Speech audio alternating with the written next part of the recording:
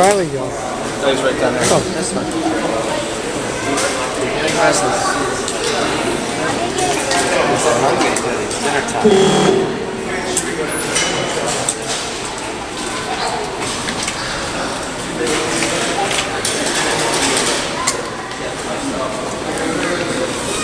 Oh, here's Riley.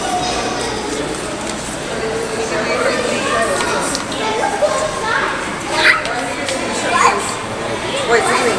David Jackson. I'm going to stand back here. They're going to do the show. Go through the steps. They're going to feed the seals.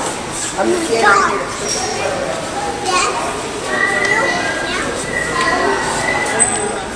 Sit down, David. You're leaving.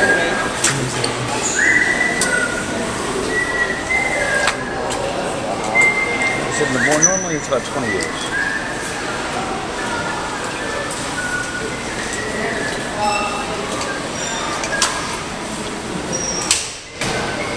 Here they come. I'll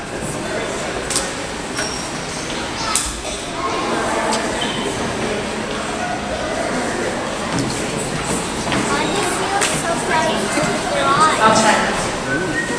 All right, ladies and gentlemen, we have a really cool intro, but it's not working, so we didn't power our on.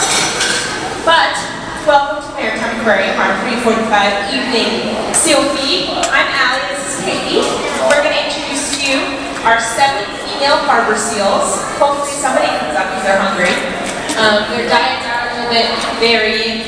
They do tend to bulk up for winter, which you think would be right now, but it's actually end of summer to early September, so they're trying to eat a little bit less right now.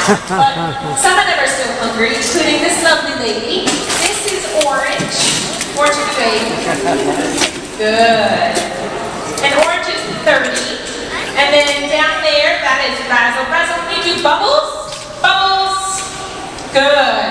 And she is one of Orange's dearest friends.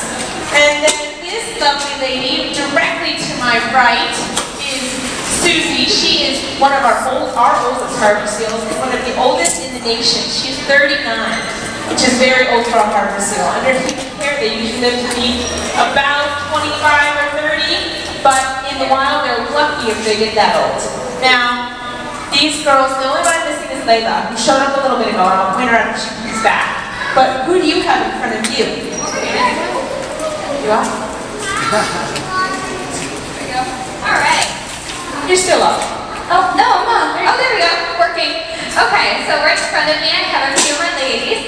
This Tilly right here is going to give you guys a big wave. Good Tilly. She is 26 years old and is Susie's daughter. This right here is Polly in front of me. Give you guys a nice big smile. Good Polly. And my last but not least, Miss Ariel, who's going to spin for you guys. Good Ariel. She is our youngest harbor seal at 23 years old. So we feed these girls a few different things. The first is called herring.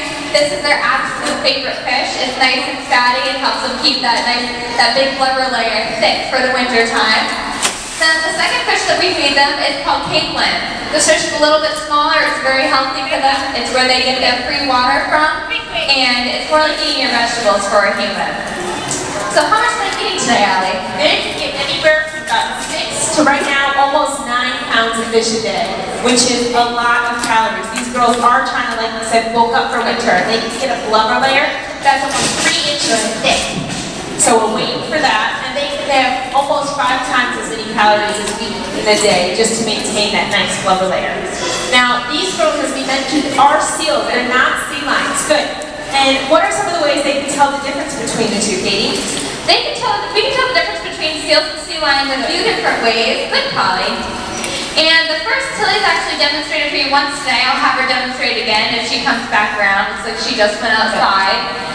But it's their movement on land. You saw how Tilly just kind of came up and she bopped along on her stomach. That's something called undulating. So what sea lions do that's a little bit different is they have the ability to touch their rear flippers underneath them, prop themselves up on their front flippers, and kind of walk on all fours. Another difference between seals and sea lions are their ears. And you can see right behind the Polly, right behind their eyes, they have these little openings. Those are their internal ears. Sea lions, on the other hand, have external ear flaps. And then the third difference between seals and sea lions is actually their vocalization. I'm sure you guys are familiar with sea lions making that nice loud barking sound. Seals do something a little bit different that Orange is going to demonstrate for you.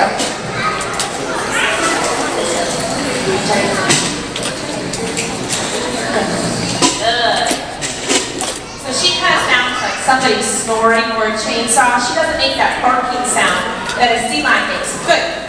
Now, these girls, no matter if they're seals or sea lions, they still get trained the same way.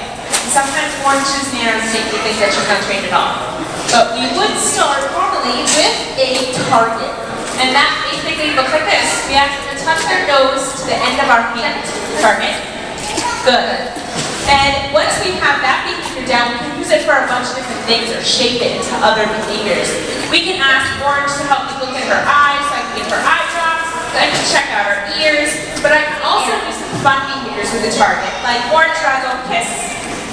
Good. And so they don't necessarily think that they're kissing, they think that they're targeting each other's faces. But it looks pretty cute. Now, for all of the kids down there, these girls also have been trained to come visit you at that last wall. Ariel, wall. Wall. Ariel, wall. Wall. Hi. Holly, wall. Orange. Wall. Razzle. Wall. Holly, Wall. Wall. good Holly. Good Ariel. Razzle. Good Ariel. So you can tell that when Katie's calling her seals back, my seal Orange is still standing there. She's holding strong. And that's because she hasn't heard her name and that word good. When they Good say area. good, it means you've done a great job, come back for fish. Now, once we say their name, they go, oh, that's me, and then they're waiting for their next command. So Orange has not given up. She's very anxious. So she gets what we call an LRS. It's basically like a seal timeout. She didn't listen to her directions. So we're gonna move on. So present. Yep. Swim.